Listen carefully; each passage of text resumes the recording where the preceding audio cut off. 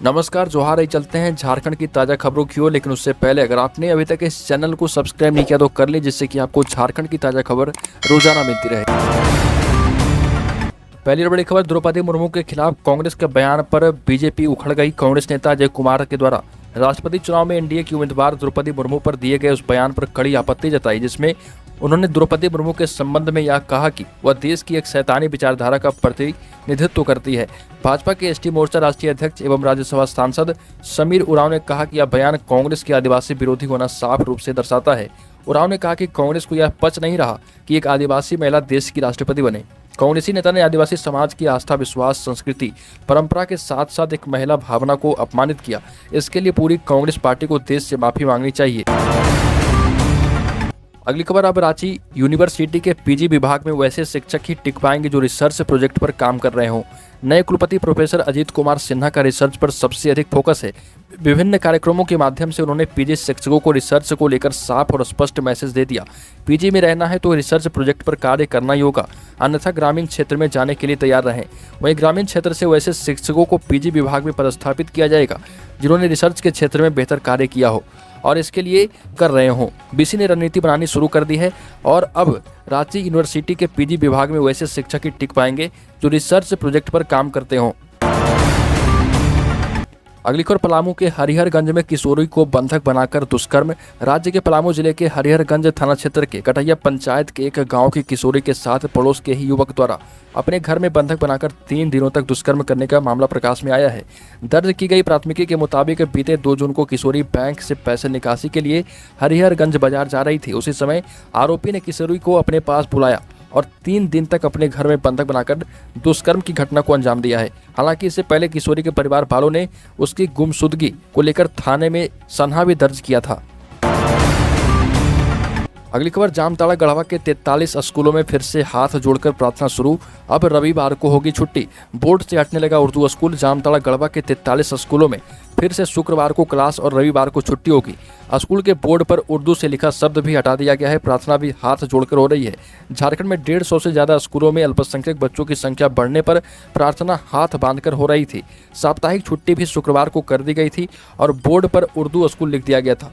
जिला प्रशासन ने चेतावनी दी है कि आदेश नहीं मानने वाली स्कूल प्रबंधन समितियों की मान्यता रद्द कर दी जाएगी। संबंधित क्षेत्र के शिक्षा पदाधिकारियों पर भी कार्रवाई होगी। 13 जुलाई को यह खबर प्रकाशित करने के बाद ये सभी हरकत में आए थे। अगली खबर, किशोर कौशल बने रांची के एसएसपी। 8 आईपीएस का हुआ ट्रांसफर। झारखंड सरकार ने 8 आईपीएस अधिकारियों का तबादला कर दिया। गृह कार्य एवं आपदा प्रबंधन विभाग के द्वारा जारी अधिसूचना के अनुसार आईजी बोकारो असीम श्रीकांत मिंज को सीआईडी के आईजी के रूप में ट्रांसफर किया गया है। वहीं पश्चिमी सिंहभूम के सीनियर एसपी एम तमिल बानन को डीआईजी के रूप में प्रमोट करते हुए सीआईडी का डीआईजी बनाया गया है। वहीं आईपीएस किशोर कौशल को रांची का सीनियर एसपी बनाया गया है। पलामू में झारखंड सशस्त्र पुलिस 8 की संवादिष्टा निधि त्रिवेदी को सीआईडी में एसपी बनाया गया। वहीं SP jungle warfare school Netarhat Piyush Pandey को रामगढ़ का एसपी बनाया गया है, जबकि रामगढ़ के एसपी प्रभात कुमार को पश्चिमी सिंहभूम का सीनियर एसपी बनाया गया।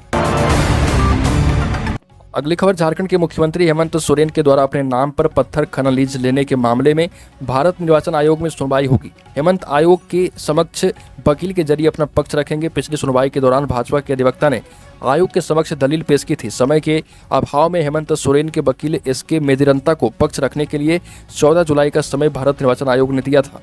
पिछली सुनवाई के दौरान शिकायतकर्ता भाजपा की तरफ से अधिवक्ता मनिंदर सिंह ने पक्ष रखते हुए पूरा मामला विधानसभा की सदस्यता से अयोग्यता का बताया था।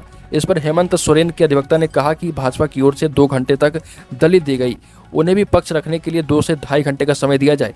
चुनाव आयोग ने अगली तारीख पर मुख्यमंत्री हेमंत सोरेन का पक्ष सुनने की बात कही और इसके लिए आयोग ने 14 जुलाई की तिथि तय कर दी है। अगली खबर, राज्य में हेमंत सरकार के एक आदेश से मचा हड़कंप। 4400 घरों में एक साथ छापेमारी, 2 करोड़ जुर्माना वसूला गया। ऊर्जा विकास निगम ने बिजली चोरी की शिकायत पर राज्यव्यापी अभियान चलाया। इस दौरान 4383 घरों में छापेमारी की गई। इसमें 1139 परिसरों में बिजली चोरी पकड़ी गई। छापेमारी के दौरान रांची में 59, गुमला में 21, जमशेदपुर में 98, चाईबासा में 120, धनबाद में 69, डाल्टनगंज में 168, गढ़वा में 38, दुमका में 42, साहिबगंज में 46, गिरिडीह में 63, देवघर में 96 लोगों को पकड़ा गया। अगली खबर, हेमंत सोरेन लेने जा रहे हैं बड़ा फैसला। झारखंड के मुख्यमंत्री हेमंत सोरेन युवाओं को बड़ी खुशखबरी देने वाले हैं।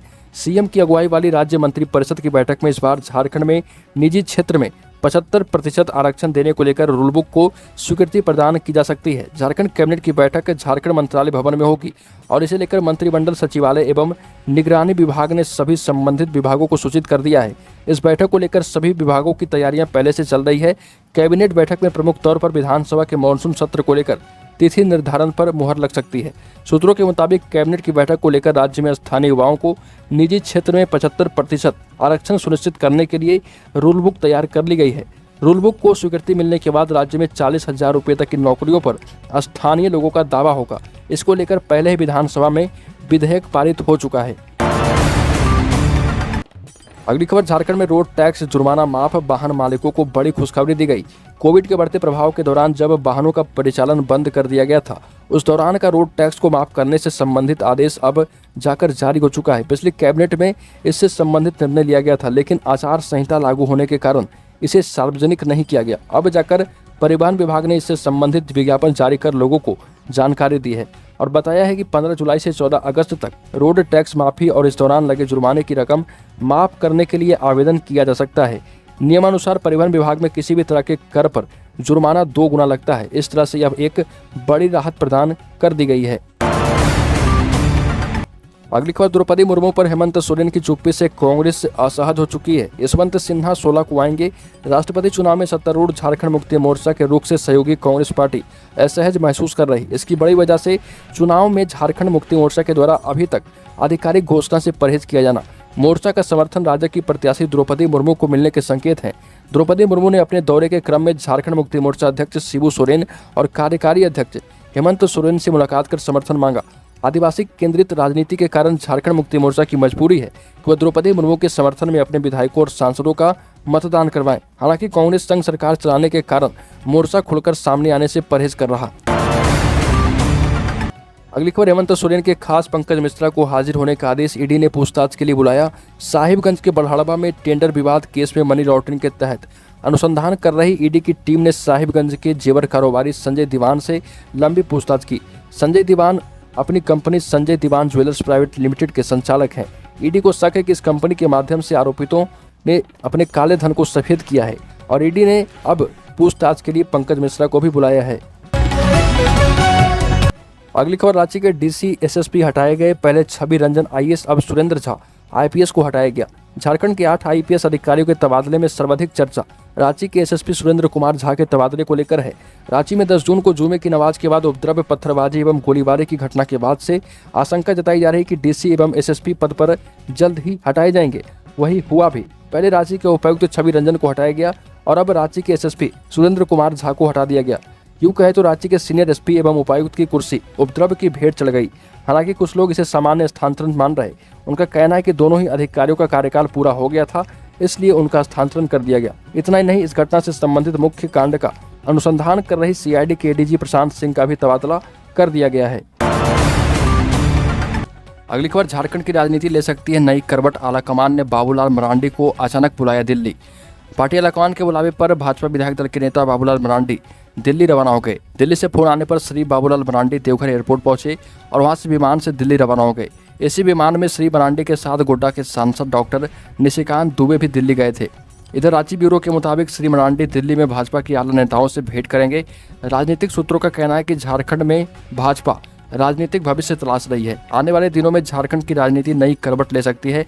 मालूम हो कि श्री मरांडी का तीसरी में प्रखंड प्रमुख कार्यालय का उद्घाटन करने के बाद रांची जाने का कार्यक्रम था। अचानक फोन आया कि उन्हें दिल्ली आना है। श्री बाबूलाल मरांडी के साथ तीसरी से देवघर तक भाजपा नेता रामचंद्र ठाकुर एवं निजी सचिव राजेंद्र तिवारी भी गए। अगली खबर, घर के दरवाजे पर हर दिन सुबह आने वाले सफाई वाहन की सेवा अब मुफ्त में नहीं मिलेगी। नगर निगम ने यूजर चार्ज वसूली का काम निजी एजेंसी को सौंपने का निर्णय लिया है। निगम ने टेंडर निकाल दिया है। 29 जुलाई तक टेंडर डालने की तिथि निर्धारित की गई है। राज्य में निजी एजेंसी के पास यूजर चार्ज वसूली का जिम्मा है। धनबाद नगर निगम भी उसी तर्ज पर यहाँ भी व्यवस्था लागू करने जा रहा। यूजर चार्ज के दायरे में आने वाले भवनों का पहले डेटाबेस तैयार किया जाएगा, उसी आधार पर यूजर चार्ज वसूली की जाएगी। वर्तमान में नगर निगम खुद ही यूजर चार्ज वसूल रहा। पूरे महीने में वह मुश्किल से 10 लाख रुपए ही वसूल रहा। नगर निगम ने अब उसे निजी हाथ में सौंपने का निर्णय लिया है। नगर निगम में सफाई मद में हर माह 1 करोड़ रुपए से अधिक खर्च है, जिसमें डोर टू डोर सफाई करने वाली एजेंसी को भुगतान से लेकर ईंधन का खर्च भी शामिल है। अगली खबर, झारखंड की सत्ता में वापसी के लिए बीजेपी का ऑपरेशन संथाल और कोल्हान शुरू हो चुका है। आपको बता दें कि पीएम मोदी देवघर दौरे से उत्साहित बीजेपी ऑपरेशन संथाल और कोल्हान में जी जान से जुट गई।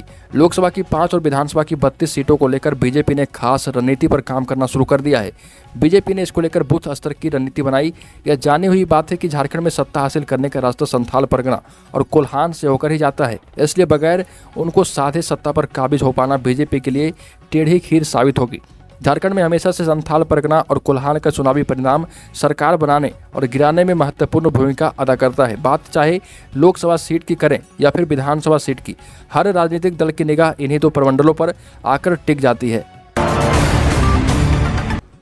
अगली खबर, जलसैया को जल्द मिलेगा वेतन। पिछले 3 साल से बिना वेतन के काम कर रही जलसैया को सरकार जल्द देगी बड़ी राहत। संघ के मुखिया संरक्षक ने कहा कि जलसैया विगत 10 वर्षों से काम कर रही है, लेकिन उनकी मुख्य मांगों को शामिल नहीं करके सिर्फ ऊंचे स्तर के कर्मियों की परेशानी को देखा जा रहा है। लेकिन राज्य की मंत्री जोआ मांझी ने इस पर जल्द से जल्द कार्रवाई करने का भरोसा दिया है। जलसैया ने मांग भी रख दी है कि राज्य के जलसैया को उचित मानदेय मिलना अनिवार्य करे सरकार और जितनी भी दिक्कतें हैं उसे जल्द से जल्द दूर किया जाए। अगली खबर, राज्य में शिक्षक पात्रता परीक्षा के पेच में फंसा पारा शिक्षकों का मानदेय। झारखंड में समग्र शिक्षा अभियान के तहत कार्य कर रहे कई पारा शिक्षकों के मानदेय में वृद्धि का मामला टेट परीक्षा के प्रक्रिया में फंस गया है। झारखंड सरकार ने शिक्षक पात्रता परीक्षा उत्तीर्ण सभी पारा शिक्षकों को 50% मानदेय एकमुश्त बढ़ाने का निर्णय लिया है, लेकिन लगभग अधिकतर पारा शिक्षकों को इसका लाभ नहीं मिल पा रहा। इस मामले को लेकर राज्य परियोजना निदेशक किरण कुमारी पासी को इसकी जानकारी देते हुए कहा गया कि इसमें पारा शिक्षकों का कोई दोष नहीं है। इसके लिए रास्ता निकाला जाए ताकि उन्हें मानदेय वृद्धि का लाभ मिल सके और उन्होंने इसे लेकर फाइल बढ़ाने का निर्देश भी दिया है।